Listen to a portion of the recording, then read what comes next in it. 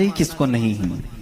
اسی لیے میرے عزیزوں اسلام نے وہ نشانیاں رب ذوالجلال کے واحد ہونے کی اور اس کے طاقتور ہونے کی رکھی ہیں جس کو آج تک دنیا انکار نہیں کر سکی، اور قرآن کے اس معجزے کو آج تک کوئی چیلنج نہیں کر سکا.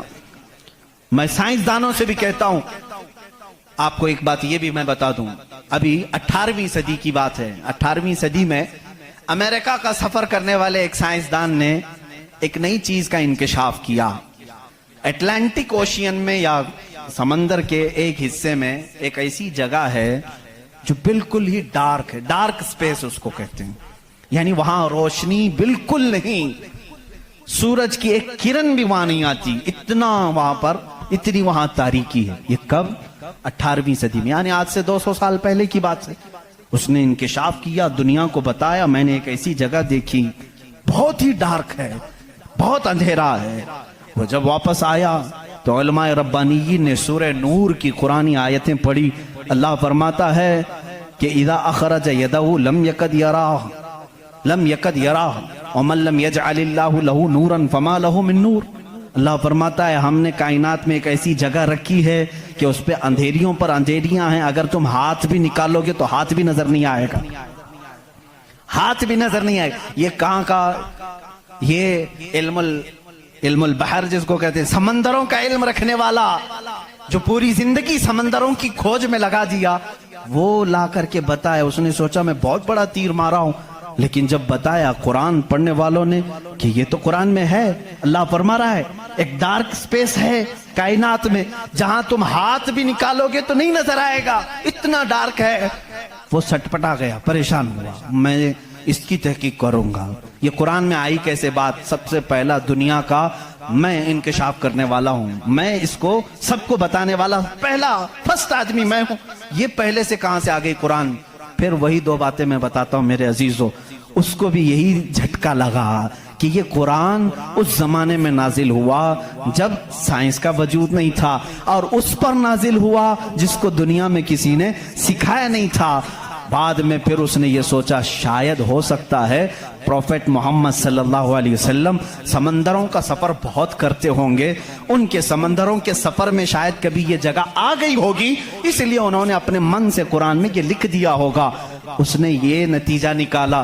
لیکن دوسرے ہی دن اسے پھر بڑا جھٹکا یہ لگا کہ جب سیرت مصطفیٰ پڑھا اس نے، اللہ اکبر، حضور کی 63 سالہ زندگی میں آپ نے ایک مرتبہ بھی سمندر کا سفر کیا ہی نہیں. یہ بہت بڑا جھٹکا لگا کہ وہ محمد صلی اللہ علیہ وسلم کبھی پوری زندگی میں سمندر کا سفر کیے ہی نہیں. میرے عزیزو اس بات میں غلط فہمی میں نہ آنا کہ وہ سمندروں کو نہیں جانتے تھے. وہ معراج کا سفر کرنے والا رسول سمندروں کو ضرور جانتا ہے، لیکن یہ حکمت الہی تھی کہ کبھی سمندر کے سفر کرنے کا اتفاق نہیں ہوا. اب اسے جھٹکے پر جھٹکا یہ لگا جو کبھی سمندر کو گیا ہی نہیں، وہ اگر اٹلانٹک اوشین میں موجود ڈارک سپیس کو بتاتا ہے تو ضرور وہ اپنے پیٹ سے نہیں بتا رہا ہے، وہی اس کو بتایا ہوگا جس نے ڈارک سپیس بنایا ہے. یہی اللہ رب العزت کے وحدانیت کی نشانیاں ہیں، اس کے وجود کی نشانیاں ہیں. قرآن پڑھو، اس میں بہت ساری چیزیں. جنہوں نے یہ انکشاف کیا کہ کچھ سمندروں میں ایسے اللہ رب العزت نے بنایا ہے، وہ بھی آپ کو مل جائیں گے. 2 سمندر ملتے ہیں اور دونوں کا رنگ الگ ہے، ایک سمندر نیلا ہے ایک سمندر پیلا ہے، دونوں کا ٹیسٹ بھی الگ ہے، ادھر کا میٹھا ادھر کا کھارا نمکین ہے، لیکن وہ بہت دور تک ملتے ہوئے جاتے ہیں. لیکن اس کا پانی اس میں نہیں آتا، اس کا پانی اس میں نہیں آتا. کیوں نہیں آتا؟ اللہ فرماتا مرج البحرین یلتقیان، مرج البحرین یلتقیان بینہما برزخ لا یبغیان فبأی آلاء ربکما تکذبان. اس رب ذوالجلال نے فرمایا ہم نے 2 سمندروں کو بہایا ہے، دیکھنے والوں کو ایسا لگتا ہے کہ یہ مل گئے ہیں، لیکن ہم نے اس میں نہ دکھنے والی ایک ایسی دیوار بنائی ہے کہ اس کا پانی اس میں نہیں ملتا، اس کا پانی اس میں نہیں ملتا. یہ بھی کون سے رسول کی زبان سے اللہ تعالیٰ بتا رہا ہے لوگوں کو جو رسول کبھی سمندر کا سفر کیا ہی نہیں. اس رسول کی زبان سے اللہ نے 2 سمندروں کے ملنے کی بات کی. साइंसदानों, अब तो तुम्हें मानना ही चाहिए कि कुरान रसूल का अपना बयान किया हुआ कलाम नहीं है, उसी का ये कलाम है जिसने समंदरों को इस तरह पैदा किया है। कायनात में बहुत सारी चीजें हैं मेरे अजीजों, कुरान अल्लाह रब्बुल इज्जत का ये कलाम इतनी ही नहीं, ये तो बड़ी बड़ी निशानियां मैंने कहा, अगर इसकी मारिफत, इसकी खोज में लग जाओगे तो जिंदगी तमाम हो जाएगी। मैं तो कहता हूं अल्लाह ने एक बात ये भी फरमाई है तुम्हारे लिए, वफी अनफुसिकुम अफला तुबसिरून। अल्लाह फरमा रहा है तुम इधर उधर निशानियां ढूंढ रहे हो, हमने तुम्हारी जात में अपनी निशानियां रखी हैं, तुम नहीं देखते? तुम्हारी जात में हमारी निशानियां हैं, तुम नहीं देखते? इतनी निशानियां हैं, इसके लिए आपको कई उलूम पढ़ने की जरूरत है। जाहिर सी बात है, इंसान के एक एक पार्ट पर जो रिसर्च करता है वो अपने वक्त का एक बड़ा डॉक्टर बनता है। खाली सिर्फ दिल पर जिसने रिसर्च किया वो कार्डियोलॉजी है, जो सिर्फ किडनी पर रिसर्च किया वो नेफ्रोलॉजी है, और जो सिर्फ रगों को देखा है वो न्यूरोलॉजी है। पार्ट पार्ट पर इन्होंने पूरी जिंदगियां खत्म की। पूरे इंसान को पढ़ा किसने आज? कौन पढ़ा है?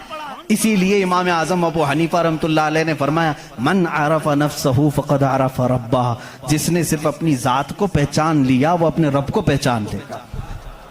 तुम्हारे जिस्म में जिस तरह की चीजें अल्लाह ने बनाई, डॉक्टर से जाकर के पूछो कि हमारे जिस्म के अंदर का जो निजाम है, एक बार जो नस कट गई 1000 डॉक्टर मिलकर के वो नस नहीं कायम कर पाते। ये रगों का सिलसिला ऐसा है। और फरमाया गया, बल्कि तहकीकात बताती हैं, हमारे जिस्म के अंदर मौजूद ये नसों को, रगों को निकाल करके अगर बिछा दिया जाए कई 1000 किलोमीटर लंबी हो जाएंगी, कई 1000 किलोमीटर लंबी हो जाएंगी।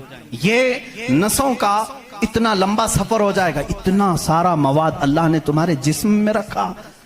और रब ताला ये फरमाता है, मफाही में आयात में बयान कर रहा हूं, कभी आपने सोचा हमने जुबान से जो जो चीजें खाई, अल्लाह अकबर, मैं एक बड़े मुहक्किक के हवाले से कहता हूं, रोटी को उन्होंने कहा तुम्हारी रोटी, तुम्हारे खाने अल्लाह की निशानियां है। मैंने पूछा रोटी भी निशानी है अल्लाह की? कहा हाँ। तुम एक रोटी को कहां कहां से हासिल करते हो? अनाज खेत से लिया, फसल जब आई उसको कुटाया, पिसाया, आटा बनाया, फिर घर में लाया, गूंधने के लिए दिया, आटा गूंधा गया, रोटियां बेली गई, तवे पर रखी गई, बन गई। कितनी मंजिलों से गुजरी, खेत से आई, पिसाई में गई, गुंधाई में गई, पकाई में गई, अब उसके बाद रेडी होकर तुम्हारे बर्तन में आई। इसके बाद तुमने क्या किया? अब तक सब तुम्हारा इख्तियार चल रहा है, तुम अपनी मर्जी से कर रहे हो। गेहूं का लाना है, जौ का लाना है, जवार का लाना है, किसका लाना है, तुम्हारी मर्जी। आटे से कितना गूंदना है, नरम गूंदना है, मोटा गूंदना है, तुम्हारी मर्जी। रोटी मोटी पकानी है, पतली पकानी है, तुम्हारी मर्जी। रोटी पक जाने के बाद 4 टुकड़े करने, 5 टुकड़े, 2 टुकड़े, तुम्हारी मर्जी, सब तुम्हारी मर्जी है। इसके बाद तुम चबा करके खा गए, उस रोटी को चबाकर खा गए, निगल गए। ये रोटी जब हलक से उतर गई, अब तुम्हारी मर्जी नहीं है। उस एक ही रोटी से गोश्त भी बनता है, उसी एक रोटी से खून भी बनता है, उसी एक रोटी से मनी भी बनती है, उसी एक रोटी से पीप भी बनता है, उसी एक रोटी से कफ और बलगम भी बनता है, उसी एक रोटी से सब चीजें बन जाने के बाद हमारे फुजलात भी निकलते हैं। मैं नहीं समझ पाया, मेरे अजीजों मुझे बताओ, एक रोटी लो, उसके एक टुकड़े से तुम गोश्त बना के दिखाओ, दूसरे टुकड़े से तुम खून बना के दिखाओ, तीसरे टुकड़े से तुम पीप बना के दिखाओ, चौथे टुकड़े से तुम बलगम बना के दिखाओ, नहीं कर सकोगे। इसलिए कि सिर्फ गूंदने पकने तक तुम्हारी मर्जी चलती है, हलक से नीचे उतर जाने के बाद खुदा कदीर और जब्बार का निजाम चलता है। तुम्हारे रिस्क में उसकी निशानियां हैं। कौन है जो बनाता है हमारे जिस्म के अंदर इस रोटी से हमारे जिस्म का हिस्सा? पूछो जाकर, किसी से भी पूछो, यह हमारा जिस्म मोटा ताजा गोश्त कैसे बन गया? یہ کھانے اچھے کھاؤ گے اس سے بن گیا. ہم نے کہا ہم کھانے کاجو بادام بھی کھا رہے ہیں تو بھی گوشت بن رہا ہے, روٹی کھا رہے ہیں تو بھی گوشت بن رہا ہے, چاول کھا رہے ہیں تو بھی گوشت بن رہا ہے, اور خون ایسا لکوڈ ہے کہ بازار میں ملتا نہیں, کسی انسان کا ہی لینا پڑتا ہے. اس کو کون بنایا ہے؟ کہا اس کو بھی روٹی سے ہی بنایا ہے, کاجو بادام سے ہی بنایا ہے, پھلوں سے ہی بنایا ہے. ہم پورے دنیا کی غذائیں لا کر چکی میں پیس کر کے بھی خون کا ایک قطرہ نہیں پیدا کر سکے, لیکن وہ رب ذوالجلال ہمارے لقمے کے نیچے جاتے ہی نظام کو شروع فرما دیا ہے. کیسا وہ نظام ہے, کیسا وہ نظام ہے اے میرے عزیزو. اسی لیے میرا مولا فرماتا ہے فی انفسکم افلا تبصرون, تمہاری ذات میں میری نشانیاں ہیں, کیوں تم نہیں دیکھتے, کیوں تم نہیں دیکھتے. آپ کو اگر میں ذاتیات, نفسیات, طبعیات, یہ جو علوم ہیں اس پر گفتگو کروں تو ایک بڑا الگ ٹاپک ہو جائے گا. اللہ تعالیٰ نے اس نظام کو کیسے بیلنس رکھا ہے جانتے ہیں آپ؟ کبھی آپ کو معلوم ہے ہمارے کانوں میں ایک الائنمنٹ ہوتا ہے, جیسے ویل الائنمنٹ کرتے ہیں, ہمارے دونوں کانوں کے بیچ میں ایک قطرہ چھوٹا سا اللہ نے رکھا ہے, یہ بیلنس کو برقرار رکھتا ہے. جو سنکی ہوتے ہیں, جن کو کہتے ہیں پاگل ہو گیا, جھولے کھاتا رہتا ہے, یہ کون لوگ ہیں جانتے ہیں آپ؟ جن کو کبھی کبھار فیڈس آ جاتی ہے, چلتے چلتے آڑے ٹیڑے ہو جاتے ہیں, یہ کون ہیں؟ جن کا صرف وہ کانوں کے بیچ کا ایک قطرہ بھی ہل گیا تمہارا بیلنس نہیں بگڑ جائے گا. تم کھڑے کیسے ہوتے ہو؟ دو پیروں پر سیدھے کھڑے رہتے ہو, جب تک چاہو کھڑے رہو, چلنا چاہو تو سیدھے چلتے ہو. اگر وہ بیلنس چوک گیا, جیسے کار ویل الائنمنٹ چھوٹنے سے ادھر ادھر جانے لگے گی, تمہارے پیر لڑکھڑانے شروع ہو جائیں گے. اس ایک ہلکے قطرے سے اللہ نے تمہارے پورے وجود کو رکھا ہے. تمہیں ٹیڑھا کرنے کے لیے صرف اس قطرے کو جنبش دینے کی ضرورت ہے, صرف جنبش دینے کی ضرورت ہے. میں نے سائنس کی ایک تحقیق پڑھی, اللہ اکبر, حیرت ہوتی ہے.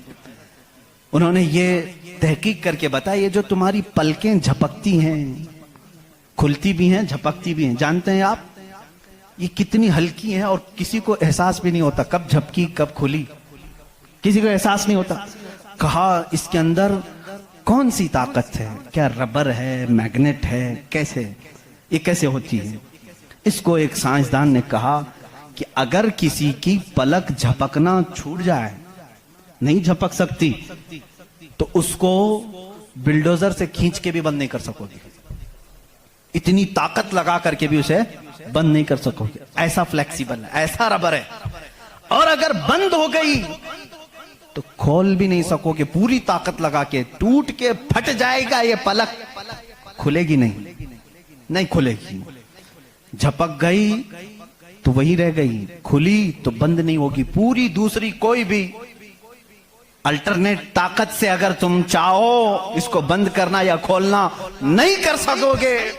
انہوں نے کہا بس ہمارے ان پلکوں میں اللہ تعالیٰ نے ایک ہلکا سا ربر رکھا ہے جو فلیکسیبل ہے اور بغیر تمہارے چاہے بھی یہ ہلتی ہے, بند ہوتی ہے. اور کہا کہ اگر ان پلکوں میں یہ جھپکنے اور کھلنے کا مادہ یہ ختم ہو جائے, یہ ربر, یہ فلیکسیبلٹی ختم ہو جائے, تو وہ انسان پاگل ہو سکتا ہے, بلکہ آنکھ نہ بند ہونے کی وجہ سے وہ مر بھی سکتا ہے. وَفِي أَنفُسِكُمْ أَفَلَا تُبْصِرُونَ. ہم ان تمام نعمتوں کو سمجھ نہیں پاتے, بلکہ دن میں ہزاروں بار جھپکتے ہیں, کھولتے ہیں.